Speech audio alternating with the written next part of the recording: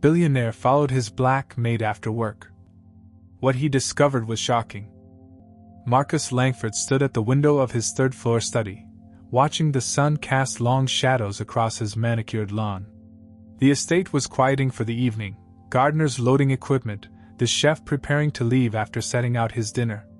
His gaze lingered on a slim figure walking briskly toward the staff parking area. Alana Brooks, his housekeeper for the past 3 years. There was nothing particularly remarkable about her departure, the same as every other day. Black sedan, modest but well-maintained. Keys in hand exactly 6 minutes before 5. Uniform exchanged for civilian clothes. And then, precisely at 5 o'clock, she would drive through the iron gates of his estate. It was the clockwork precision that had first caught his attention. "Sir?" Davidson, his house manager, appeared at the doorway. "Your conference call with Tokyo begins in 15 minutes. Marcus nodded without turning from the window.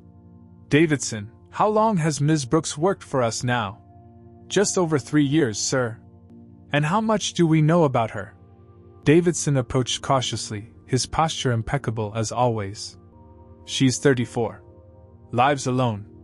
Impeccable references from the Harrington family before they relocated to London. Never late, never calls in sick. Politely declines all overtime offers. Refuses staff accommodations despite the long commute. That's it." Marcus finally turned, one eyebrow raised. "She's private, sir. Keeps to herself during breaks. Declined the staff Christmas party 3 years running." Marcus Langford had built a $50 billion empire on details. Missing pieces? Patterns that didn't quite align. His wife, Eleanor, used to tease him about it, his inability to let go of puzzles. Before the cancer took her 18 months ago. "Sir, about Tokyo." "Cancel it," Marcus said suddenly. "Reschedule for tomorrow morning." "Sir?" "And have James bring the Bentley around. The unmarked one." Davidson's face remained carefully neutral, but his eyes betrayed surprise. "May I ask where you're going, sir?" Marcus glanced at his watch. "Just out." 20 minutes later, Marcus sat in the back of the sleek black Bentley as James, his driver of 15 years, followed Alana's sedan at a discreet distance. The car moved from the wealthy enclaves of Westchester County toward the city, merging onto the highway. "Sir?" James's voice came through the intercom. "She's taking the Bronx exit." "Stay with her," Marcus replied, curiosity deepening.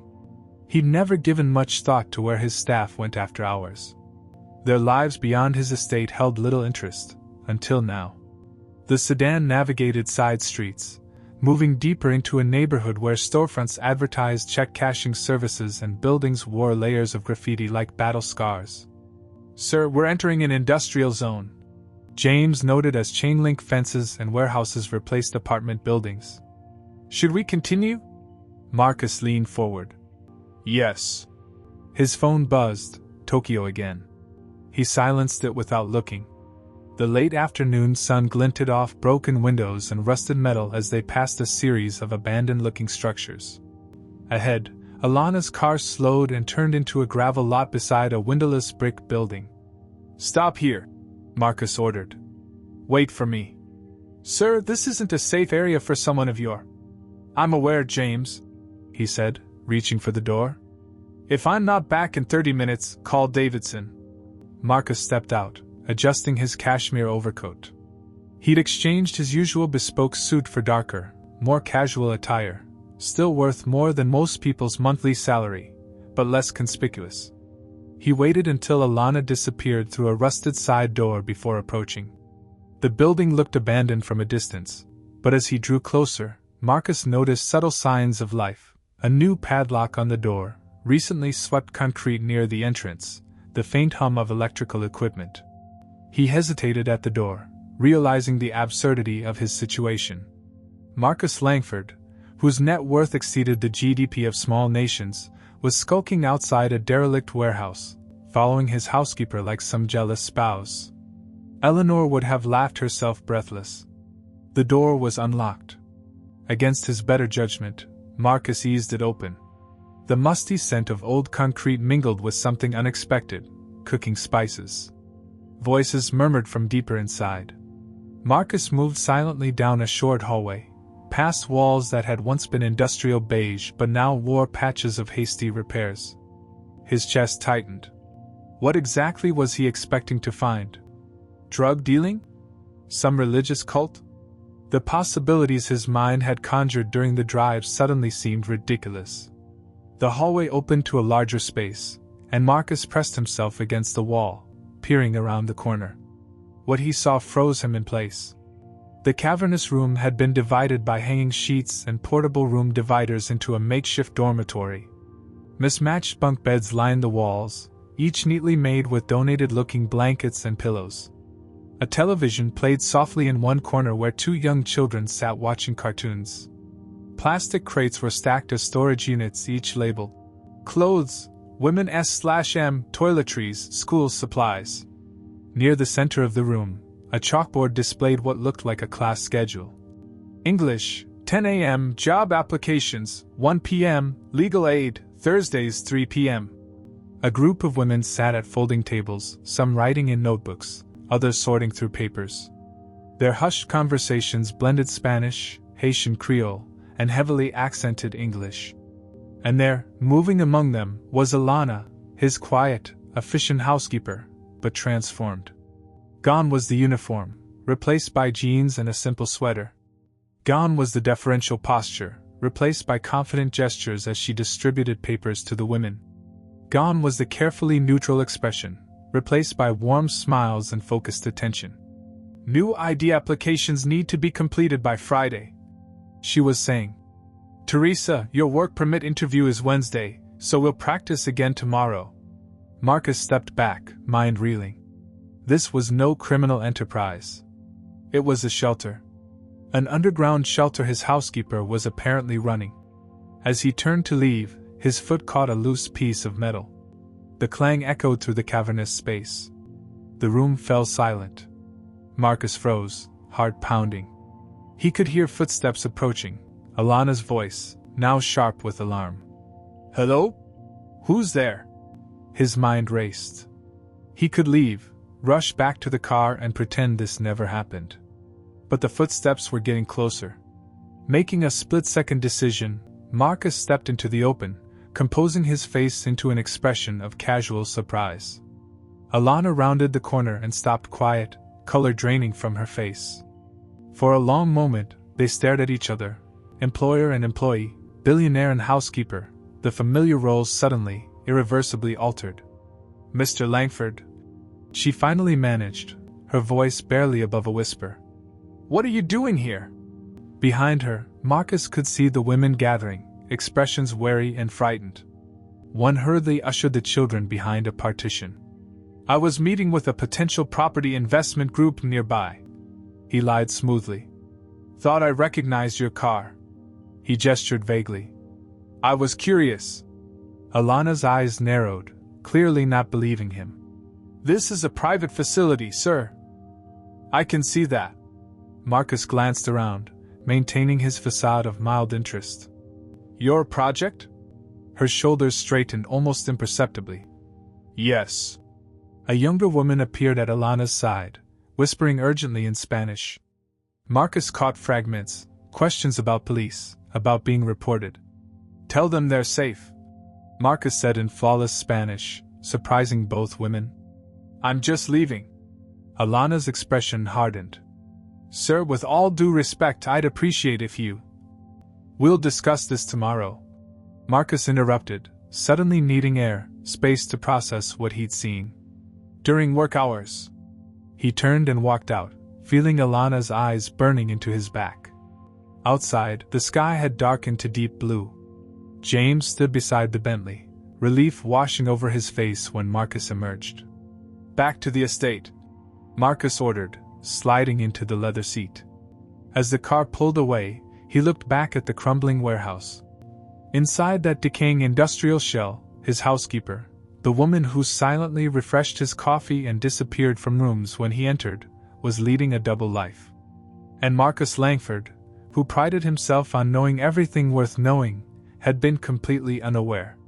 Sir? James's voice interrupted his thoughts. Is everything all right? Marcus watched the warehouse disappear from view, the question echoing in his mind.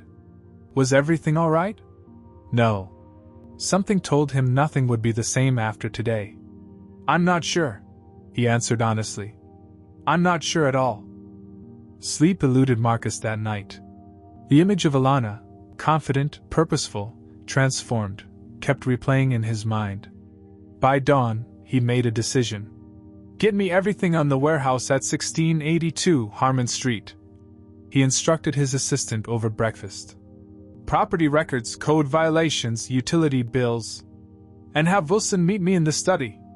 Wilson, his most discreet security consultant, arrived promptly at 9. A former intelligence officer with an unremarkable appearance that belied his sharp mind, he listened impassively as Marcus outlined his unusual request. I need information on these women, Marcus explained, sliding over a list of first names he'd overheard. Where they're from. Their immigration status. Their stories. Be gentle. Be invisible. May I ask why, sir? Wilson inquired, his face professionally neutral. No. By the time Alana arrived for her shift at 10, Marcus had barricaded himself in his study, ostensibly on conference calls, but actually poring over property records. The warehouse, registered to a shell company called New Beginnings LLC, operated without proper permits. The electricity was patched in from another building.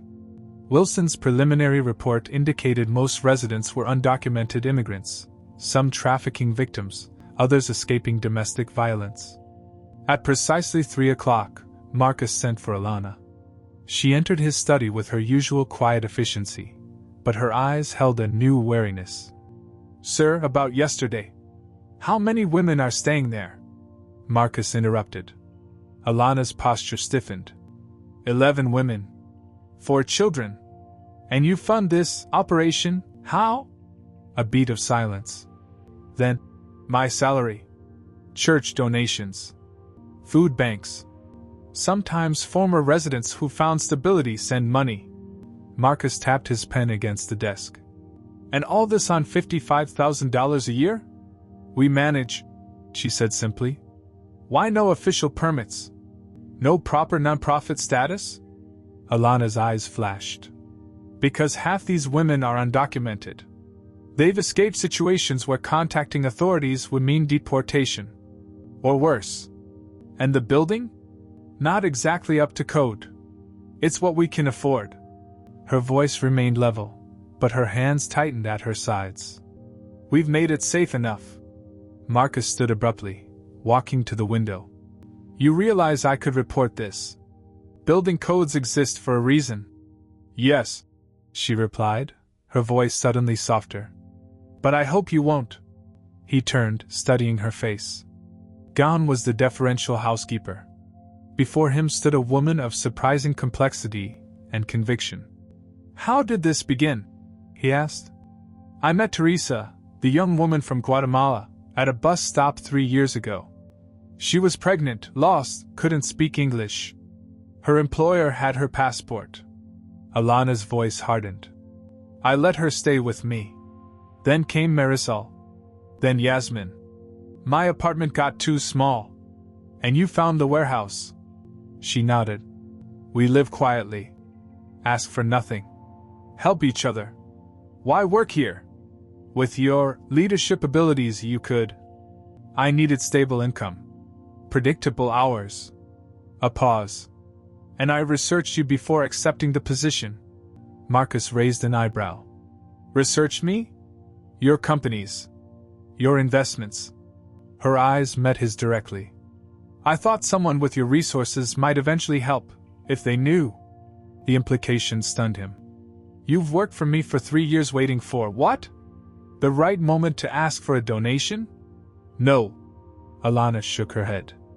I wanted to know what kind of man you were first. Whether you noticed the world beyond your gates. The blunt assessment stung more than Marcus expected. And your conclusion? He asked, his voice deliberately cold. Alana hesitated. Still forming. Marcus returned to his desk, picking up a folder. You're dismissed. We'll continue this discussion tomorrow. After she left, Marcus opened Wilson's report again, focusing on a detail he'd noticed earlier. 3 of the women had worked for companies connected to his business empire. Coincidence? He picked up the phone. Wilson, I need deeper backgrounds. Specifically, any connection between these women and Langford Industries subsidiaries. That night, he returned to the warehouse, no pretense this time. He parked his Bentley directly outside and knocked on the metal door. Alana herself answered, her surprise quickly morphing into resignation. You might as well come in properly this time, she said. Inside, the warehouse was quieter than before. A few women looked up from their activities, their eyes wary as Marcus entered. He noted improvements since his last visit: better lighting, a small but functional kitchen area, and what appeared to be a newly installed bathroom partition. Your security man has been asking questions, Alana said quietly, leading him to a small office area separated from the main space by plywood walls. The women are frightened. Wilson is discreet. Yes. He also left his card and $1,000 in cash. Alana's expression was unreadable. Generous guilt or preemptive bribe? Neither. Marcus scanned the makeshift office, a battered desk, filing cabinets with mismatched handles, a wall of photographs. I needed information. You could have asked? Would you have told me everything? Their eyes met in silent challenge before Alana gestured toward a folding chair. Sit. I'll make coffee. While she busied herself with an electric kettle, Marcus studied the wall of photographs. Women smiling at cameras, children holding certificates, group shots around holiday tables. A visual record of success stories. They're the ones who made it out, Alana explained, returning with 2 chipped mugs. Got jobs, apartments, legal status. Started over. And Teresa? The Guatemalan woman? Alana's expression softened. She works at a daycare center now. Her daughter just started kindergarten. Marcus took the offered coffee, its bitterness oddly comforting. Tell me about Rosa Diaz. The name landed like a stone between them. Alana's hand paused midair. How do you know about Rosa? She worked at a textile factory in Guatemala. A factory that supplies materials to Langford fashion brands through Global Tech's imports. Marcus kept his voice neutral, diagnostic. She was fired after reporting unsafe working conditions. Alana set her mug down carefully. Not just fired. Blacklisted. Then threatened when she tried to organize the other workers. And Priya Sharma? A long pause. What else did your man discover? That she was a janitor at the Westridge Tower. My property management company's flagship building. Marcus met her eyes directly. She reported harassment by a supervisor. Was terminated for poor performance 2 weeks later. Alana's jaw tightened. The supervisor threatened to report her to immigration if she pursued the complaint. And Diana Mendez? For the first time, Alana looked uncertain. I don't think you. She worked for Continental Shipping Services, a company I acquired 6 months ago. Marcus leaned forward. She was recruited through what she thought was a legitimate work visa program. Ended up trapped in a labor trafficking operation run by CSS's subcontractor. The silence stretched between them, heavy with implication. 3 women, Marcus finally said. 3 different companies under the Langford umbrella. Tell me that's coincidence. Alana met his gaze unflinchingly. There are 8 others whose stories don't involve your companies. But no, those 3 aren't coincidence. You knew. It wasn't a question. I suspected. She traced the rim of her mug with one finger. Large corporations create layers of deniability. Subcontractors hiring subcontractors. Plausible ignorance at the top. You think I knew? Marcus felt an unfamiliar heat rising in his chest, anger, defensiveness, or perhaps something more uncomfortable. I think you didn't want to know. Alana's voice remained calm. Your quarterly reports show profit margins, not human cost. The accusation hit with surprising force. Marcus had built his empire through strategic calculation and ruthless efficiency. He prided himself on knowing every asset, every liability. But he never walked the factory floors in Guatemala, never visited the subcontractors' operations in Malaysia or Mexico. "What do you want from me?" he finally asked. "Money? A donation? Recognition?" Alana's eyes flashed. "That the wealth flowing into your accounts comes at a price paid by others. That your corporate policies have human consequences." Marcus stood abruptly, pacing the small space. "I employ thousands, create opportunities, build infrastructure, and destroy lives through negligence." Alana rose to face him. "These women aren't statistics, Mr. Langford. They're people who were crushed by a system you built." Marcus stopped, staring at the wall of photographs. Smiling faces of survivors. Beyond the plywood walls, he could hear soft voices, children laughing. All of it running on his housekeeper's salary and donated canned goods. The realization struck him with physical force. He was worth billions, yet completely blind to the damage his empire had wrought. "I'll need files," he said suddenly. "Details. Names of supervisors, subcontractors, dates." Alana studied him warily. "Why?" "Because I'm going to fix it." The words surprised him as much as her. "Starting with these 3 cases. I need to understand exactly what happened." For the first time since he'd known her, Alana Brooks looked genuinely startled. "You're serious?" "Deadly." Marcus Langford hadn't built an empire by half measures. "I want everything you have by tomorrow morning." As he left the warehouse that night, Marcus felt a strange lightness. Not the comfort of charitable giving, but the clarity of purpose he hadn't felt since Eleanor's death. His phone buzzed. Tokyo again, urgent acquisition questions. For once, it could wait. He had more important work to do. 3 days passed in a storm of activity. Marcus canceled his meetings, delegated routine operations, and immersed himself in the files Alana had provided, detailed accounts from each woman, documentation of their mistreatment, names of supervisors and contractors. By day 3, he'd assembled a hefty portfolio of evidence and developed what he considered an elegant solution. He summoned his legal team, his HR directors, and his chief financial officer for an emergency meeting. "We're establishing a new foundation," he announced, ignoring their confused expressions. "With an initial endowment of $50 million. I want legal support for victims of workplace exploitation, compensation funds, and an independent oversight committee for all our labor practices." His CFO shifted uncomfortably. "Sir, the shareholders will adapt." Marcus cut him off. "Draft the paperwork. I want this operational by the end of the month." When Alana arrived for her shift that afternoon, Marcus was waiting in the kitchen instead of his study, a deliberate choice to meet on neutral ground. "I need to speak with you," he said, dismissing the startled chef with a nod. Alana eyed him cautiously, still in her street clothes. "I was just about to change." "That won't be necessary." Marcus gestured toward a chair.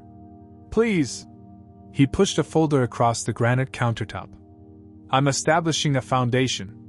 $50 million initially, with annual renewals. Legal aid for workplace harassment and trafficking victims. Compensation funds. Independent auditors for all our labor practices." Alana didn't touch the folder. "Why are you telling me this?" "Because I want you to run it." Her eyes widened fractionally, the only indication of surprise before her expression hardened. "Is this a joke?" "I don't joke about 8-figure investments," Marcus replied. "You have the experience, the passion, and most importantly, the trust of the people we're trying to help. So you're what? Buying a clear conscience?" Her voice remained level, but he could sense the tension beneath it. "I'm fixing what I can," he countered. "Starting with proper shelter facilities, legal status for your residents, and accountability for those who exploited them." Alana finally opened the folder, scanning its contents with practiced efficiency. Her silence stretched as she flipped through the pages. "This is very generous," she finally said, her tone careful. But I noticed the foundation will operate under Langford Industries' umbrella. Standard corporate structure. It gives you immediate resources, infrastructure, and keeps everything under your control. She closed the folder with deliberate precision. Including me. Marcus felt a flicker of annoyance. It's $50 million. To help the exact people you've been supporting on a housekeeper's salary. And you think that makes you a hero? The quiet question carried more weight than a shout. I think it makes a difference, he replied stiffly. Alana stood suddenly, her chair scraping against the floor. Did you fire the supervisor who harassed Priya? We're conducting an investigation. Have you shut down the factory where Rosa was threatened? These things take time. And what about the trafficking operation? Have you even identified who was responsible? Marcus felt heat rising in his face. This isn't as simple as writing a check. There are protocols, legal considerations. People are suffering right now while you worry about proper channels. Alana's composure finally cracked. You think you can just throw money at this and suddenly you're absolved? That I should be grateful for your magnanimous offer to put my shelter under your corporate umbrella? What would you have me do? Marcus stood to face her. Abandon a $1 billion enterprise overnight? Fire thousands of innocent employees? I would have you care. Her voice echoed in the cavernous kitchen. Not just when it's convenient or when it makes you look good, but enough to actually change how you do business. I am changing. Marcus rarely raised his voice, but found himself nearly shouting. What do you think this is? It's damage control, Alana said, her voice dropping to a near whisper. It's precisely what I feared when I took this job. Another rich man playing savior when it costs him nothing. The accusation hit like a physical blow. This will cost me $50 million. Alana gave him a look of such pity it made his chest tighten. You have no idea what real cost is, do you? Rosa lost her livelihood. Priya lost her dignity. Diana nearly lost her life. She shook her head slowly. $50 million isn't a sacrifice for you, it's a rounding error. Marcus felt something fundamental shifting beneath him, his certainty, his righteousness, the comfortable narrative he'd constructed about his own generosity. I took this job, Alana continued more quietly now, because I wanted to know if Marcus Langford, the man who controlled so many of the companies exploiting vulnerable women, had a soul left. If he could see beyond profit margins to the human beings affected by his decisions. And your verdict? Marcus asked, his voice suddenly hoarse. Alana met his gaze directly. I'm still deciding. She reached for the folder, tucking it under her arm. I'll review your proposal. But I won't accept a position that makes me answerable to Langford Industries. These women deserve better than corporate charity with strings attached. With that, she walked out, leaving Marcus alone in his gleaming kitchen, surrounded by wealth and suddenly, profoundly aware of its limitations. That night, unable to sleep, Marcus found himself driving back to the warehouse. But when he arrived, the building was dark, the door padlocked. Through the window, he could see empty spaces where bunk beds had stood. The shelter was gone. Alana didn't come to work the next day, or the day after. Her resignation letter, left on Marcus's desk, was brief. Personal emergency. 2 weeks' notice not possible. Final paycheck can be donated to the Immigrant Justice Fund. Marcus wasn't surprised, but the absence left him unmoved. For 3 years, she moved silently through his life, witnessing everything, saying nothing. Now he felt her judgment with every breath. Find her, he instructed Wilson. Discreetly.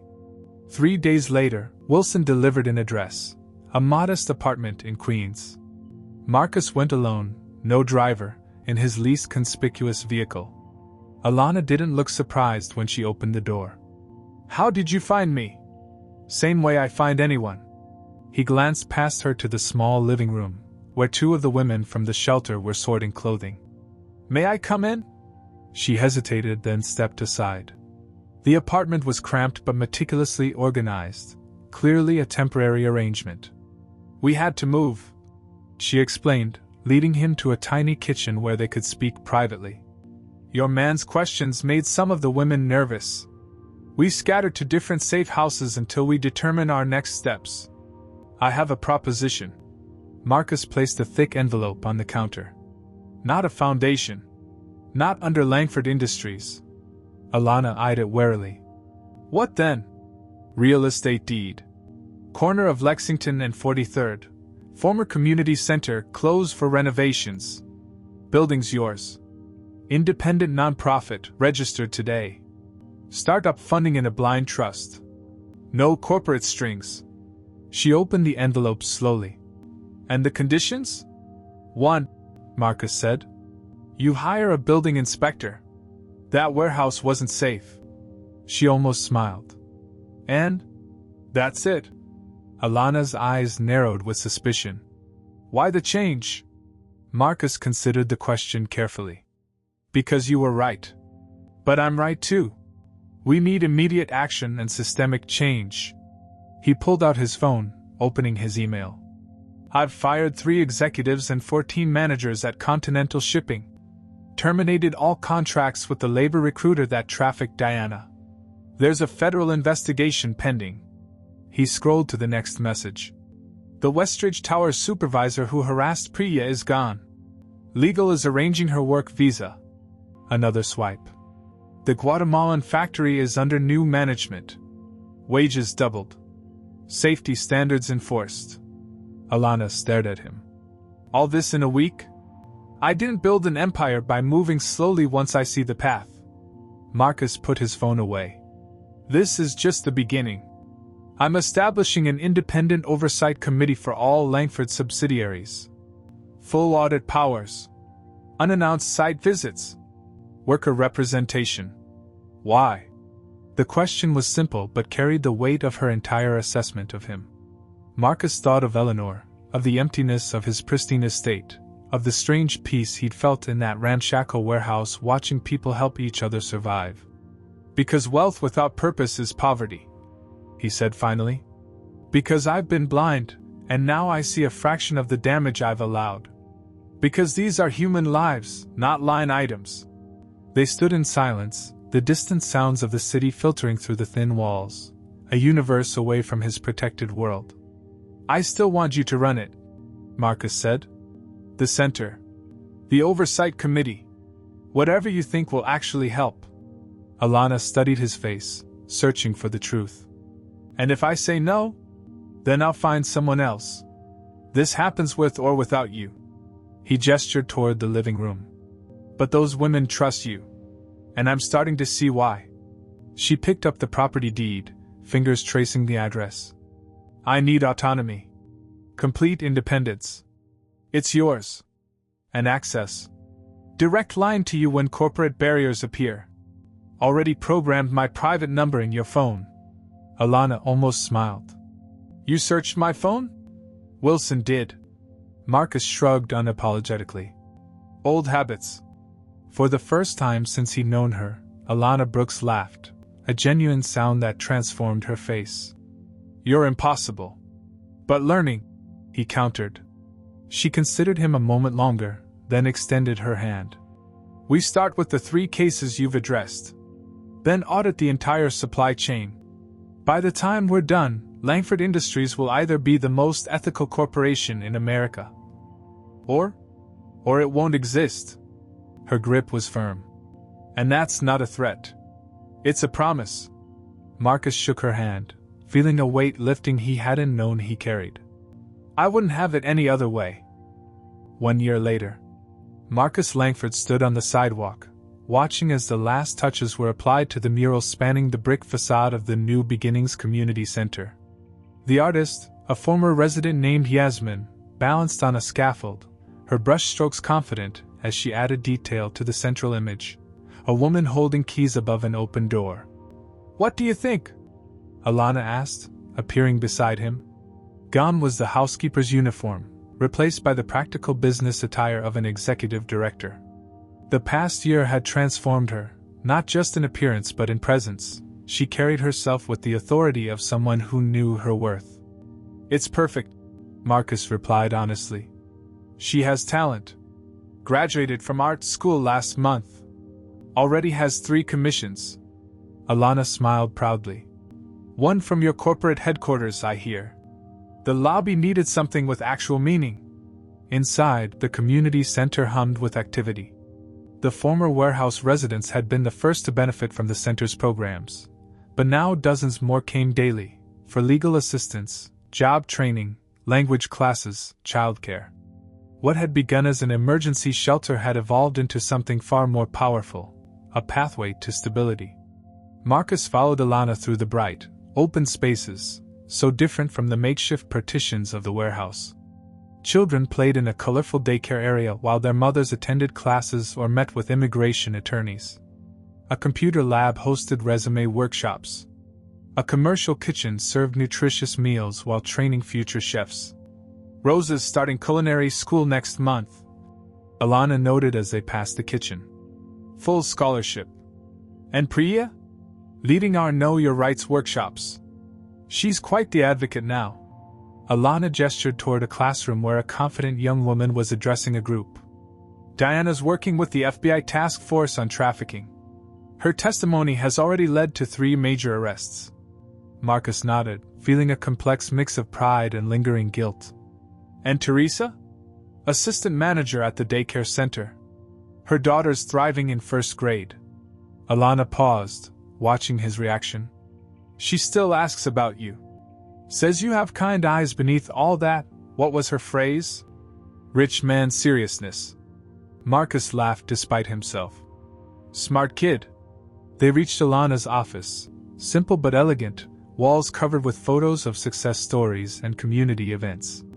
Through the window, he could see the courtyard where several women tended a vegetable garden. The quarterly oversight report, Alana said, handing him a thick binder. You might want to prepare your board before they read it. Marcus took it, knowing it would contain unflinching assessments of continuing problems within his corporate structure. Alana's oversight committee had proven ruthlessly thorough, identifying exploitation and environmental damage throughout his global supply chain. The changes required had been painful, expensive, and absolutely necessary. How bad? 3 subsidiaries still using child labor through subcontractors. 1 dumping chemical waste in Indonesia. Her expression was unapologetic. The timber operation in Brazil is particularly problematic.